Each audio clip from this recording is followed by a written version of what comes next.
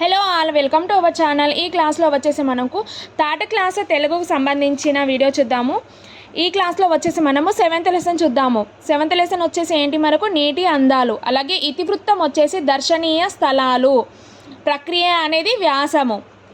ఇతివృత్తం వచ్చేసి ఏంటి, దర్శనీయ స్థలాలు, ప్రక్రియ వచ్చేసి వ్యాసము. నెక్స్ట్ లెసన్లోకి వెళ్ళిపోదాము. 7th లెసన్ వచ్చేసి నీటి అందాలు. ఫస్ట్ ఒక పిక్చర్ ఇచ్చి దాన్ని ఏం మాట్లాడుకుంటున్నారో ఏంటి అనేసి చర్చించాలి అన్నమాట. నెక్స్ట్ ఏం కనబడుతున్నాయి, వాళ్ళు ఏం చేస్తున్నారు, ఎక్కడ ఉన్నారు, వాళ్ళు ఏం చేస్తున్నారు, ఎట్లాంటి ప్రదేశాలకు వెళ్ళారా, అలా క్వశ్చన్స్ పిల్లల్ని ఇట్లా చేయాలని చెప్పాలన్నమాట. నెక్స్ట్ ఈ లెసన్లో ఉన్న ఫస్ట్ది ఏంటి, లక్నవరం.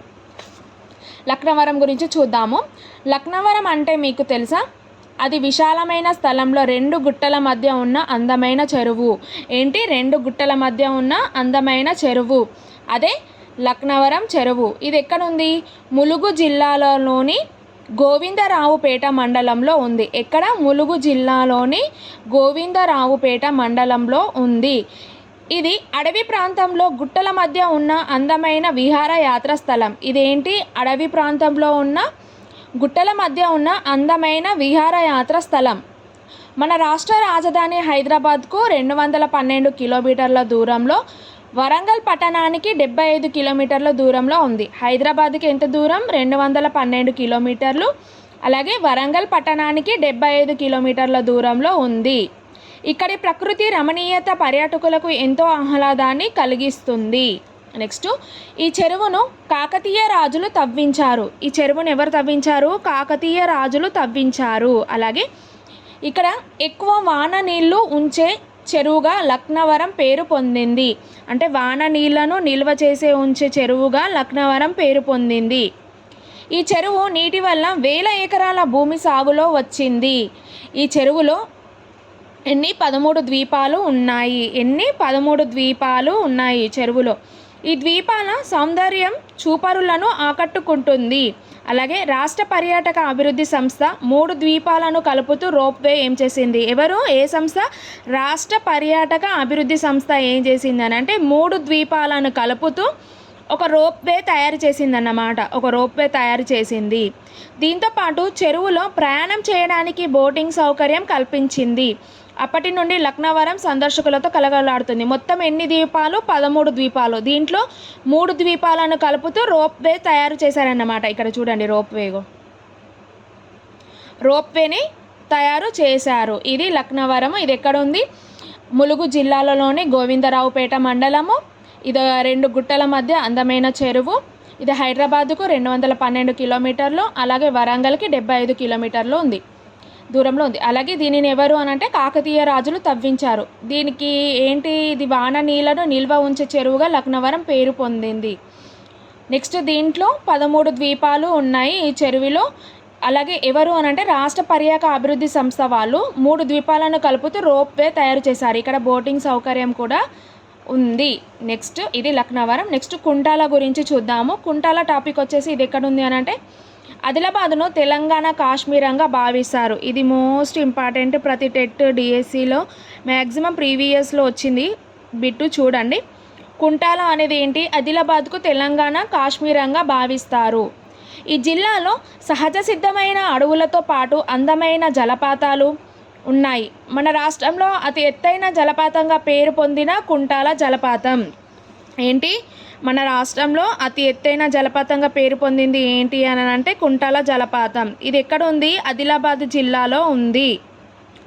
ఇక్కడ చూడండి, ఉత్తర సహ్యాద్రి పర్వత శ్రేణుల్లో ఎత్తైన కొండల నడుమ కడెం నదిపై ఉంది. ఏ నదిపై ఉంది? కడెం నదిపై. ఉత్తర సహ్యాద్రి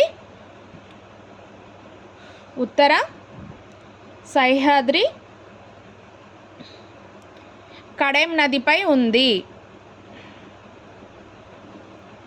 ఏంటి, కుంటాల జలపాతం ఎక్కడుంది? ఉత్తర సహ్యాద్రి పర్వత శ్రేణులో ఎత్తైన కొండల నడుమ ఏముంది? కడెం నదిపై ఉంది.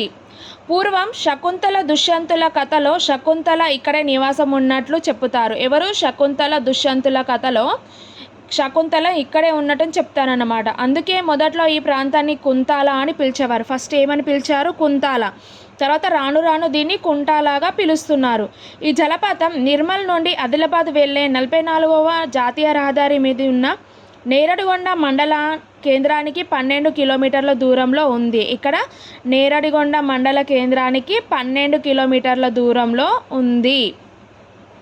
ఇది దాదాపు 145 అడుగులు 45 మీటర్ల ఎత్తులో ఉంది. ఎంత ఎత్తులో? 145 అడుగులు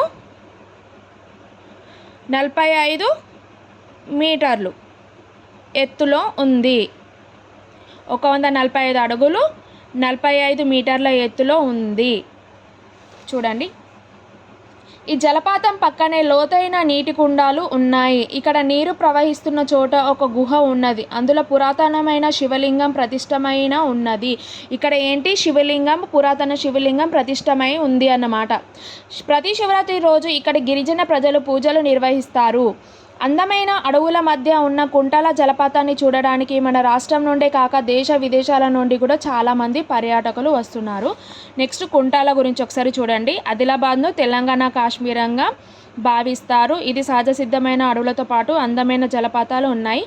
మన రాష్ట్రంలో అతి ఎత్తైన జలపాతంగా పేరు పొందింది కుంటాల జలపాతము.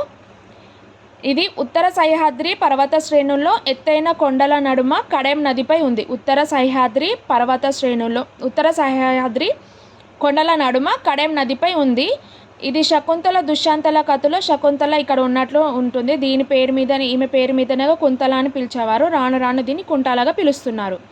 అయితే ఇది నిర్మల్ నుండి ఆదిలాబాద్ వెళ్ళే NH44 రోడ్డు మీద నేరడిగొండ మండల కేంద్రానికి 12 కిలోమీటర్, నేరడిగొండ నుండి 12 కిలోమీటర్ల దూరంలో ఉంది. ఇది ఎంత అడుగులో ఉంది అంటే 145 అడుగులు మరియు 45 మీటర్ల ఎత్తులో ఉంది. ఇది కుంటాల జలపాతము.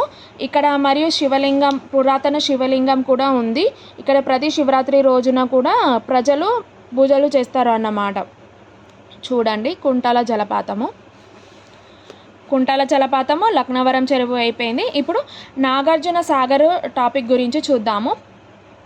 తెలంగాణలో ప్రతి ఒక్కరూ చూడదగిన ప్రాజెక్ట్ ఏంటి అని అంటే నాగార్జున సాగర్ ప్రాజెక్ట్. ఇది ప్రపంచంలో అతి ఎత్తైన రాతి కట్టడం. ఏంటి? ప్రపంచంలో అతి ఎత్తైన రాతి కట్టడం. చూడండి, ఇక్కడ కుంటాల వచ్చేసి మనకేంటి, మన రాష్ట్రంలో అతి ఎత్తైన జలపాతం కుంటాల. అలాగే నాగార్జున సాగర్ వచ్చేసి ప్రపంచంలోని అతి ఎత్తైన రాతి కట్టడం నాగార్జున సాగర్. ఇది నల్గొండ జిల్లాలోని కృష్ణా నది మీద నిర్మించారు. ఇక్కడ నల్గొండ జిల్లాలో కృష్ణా నది మీద నిర్మించారు. ఇది 1955 భారత్ తొలి ప్రధానమంత్రి జవహర్లాల్ నెహ్రూ శంకుస్థాపన చేశారు. ఎవరు? 1955లో తొలి ప్రధానమంత్రి అయిన జవహర్లాల్ నెహ్రూ శంకుస్థాపన చేశారు. అలాగే ఇక్కడ నుండి 14 కిలోమీటర్ల లాంచీలో ప్రయాణం చేస్తే నాగార్జున కొండ వస్తుంది. ఇక్కడ నుండి 14 కిలోమీటర్లు బోట్లో ప్రయాణం చేస్తే అక్కడ ఏమొస్తుంది అంటే నాగార్జున ఒక కొండ వస్తుంది. ఇక్కడ పురావస్తు శాఖ వాళ్ళు జరిపిన తవ్వకాలలో అనేక బౌద్ధ శిల్పాలు దొరికాయి. ఇక్కడ క్రీస్తు శకం 1-3 శతాబ్ద కాలం నాటివి. అవి ఏంటి అని అంటే 1-3 శతాబ్దం కాలం నాటివి బౌద్ధ శిల్పాలు దొరికాయి అన్నమాట. వీటికి ఒక మ్యూజియం ఏర్పాటు చేసి సందర్శకుల కోసం అందుబాటులో ఉంచారు. నెక్స్ట్, ఇక్ష్వాక రాజులు ఈ ప్రాంతాన్ని విజయపురి అనే పేరుతో పిలిచేవారు. ఎవరు? ఇక్ష్వాక రాజులు ఉన్నారు కదా, వీళ్ళు ఏమని పిలిచేవారు అని అంటే విజయపురి అనే పేరుతో పరిపాలించారు. నెక్స్ట్, నాగార్జున సాగర్ నుండి 10 కిలోమీటర్లు ప్రయాణం చేస్తే అనుపు అనే ప్రదేశం వస్తుంది. ఈ నాగార్జున సాగర్ నుండి 10 కిలోమీటర్లు ప్రయాణం చేస్తే ఏమొస్తుంది? అనుపు అనే ప్రదేశం వస్తుంది. ఇది బౌద్ధ మతానికి చెందిన నాగార్జునుడు విశ్వవిద్యాలయాన్ని నిర్మించాడు. ఎవరు? నాగార్జునుడు విశ్వవిద్యాలయాన్ని నిర్మించారు. ఎక్కడ? నాగార్జున సాగర్ నుండి 10 కిలోమీటర్ల దూరంలో అనువు అనే ప్రదేశంలో. చూడండి ఒకసారి, ఇది ప్రపంచంలోనే ఎత్తైన రాతి కట్టడం. ఎక్కడుంది? నల్గొండ జిల్లాలో కృష్ణానది మీద దీన్ని నిర్మించారు. అలాగే ఇక్కడి నుండి ఫస్ట్ దీన్ని ఎవరు శంకుస్థాపన చేశారు అంటే 1955లో తొలి ప్రధానమంత్రి అయిన జవహర్లాల్ నెహ్రూ శంకుస్థాపన చేశారు. మళ్ళీ ఇక్కడ నుండి 14 కిలోమీటర్ల దూరంలో ప్రయాణం చేస్తే అక్కడ నాగార్జున కొండ ఉంటుంది. ఇక్కడ పురావస్తు శాఖ వాళ్ళు జరిపిన తవ్వకాలలో ఇక్కడ కొండలో జరిపిన తవ్వకాలలో బౌద్ధ శిల్పాలు దొరికాయి. అవి క్రీస్తు శకం 1-3 శతాబ్దం కాలం నాటివి. వీటికి ఒక మ్యూజియం ఏర్పాటు చేసి సందర్శకుల కోసం అందుబాటులో ఉంచారు. వీటి కోసం మ్యూజియం ఏర్పాటు చేసి సందర్శకుల కోసము అందుబాటులో ఉంచారు. అయితే ఇక్ష్వాక రాజులు ఈ ప్రాంతాన్ని విజయపూరి పారితో పరిపాలించారు. ఇక్కడ నాగార్జున కొండ ఇది ఉంది కదా, దీన్ని ఎవరు అని అంటే ఇక్ష్వాక రాజులు వచ్చేసి విజయపూరి అనే పేరుతో పరిపాలించారు. నెక్స్ట్ ఈ నాగార్జున సాగర్ నుండి మళ్ళీ 10 కిలోమీటర్ల దూరంలో అనుపు అనే ప్రదేశం వస్తుంది. ఇక్కడ బౌద్ధ మతానికి చెందిన నాగార్జునుడు విశ్వవిద్యాలయాన్ని నిర్మించాడు. నెక్స్ట్ నాగార్జున సాగర్ చూడండి. నాగార్జున సాగర్ భారతదేశంలోని 2వ అతిపెద్ద బహుళార్థ సాధక ప్రాజెక్టు. చూడండి, నాగార్జున సాగర్ వచ్చేసి భారతదేశంలో 2వ అతిపెద్ద బహుళార్థ సాధక ప్రాజెక్టు. ఇది సాగునీరుతో పాటు విద్యుత్ ఉత్పత్తికి ఉపయోగపడే ప్రాజెక్టు. నీటితో పాటు విద్యుత్ ఉత్పత్తికి, కరెంటుకి. అలాగే ఇక్కడ రోజు 810 మెగావాట్ల విద్యుత్ ఉత్పత్తి అవుతుంది. ఎంత వాట్లు అంటే 810 మెగావాట్ల విద్యుత్ ఉత్పత్తి అవుతుంది. నాగార్జున సాగర్ విద్యార్థుల విహారయాత్రకు అనువైన ప్రదేశము. ఇది భారతదేశంలో 2వ అతిపెద్ద బహుళార్థ సాధక ప్రాజెక్టు.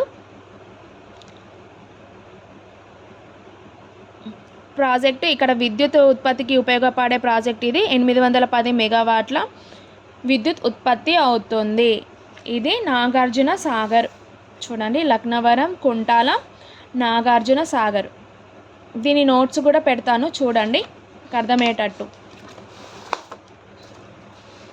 చూడండి, లక్నవరం గురించి ఇంపార్టెంట్ బిట్స్.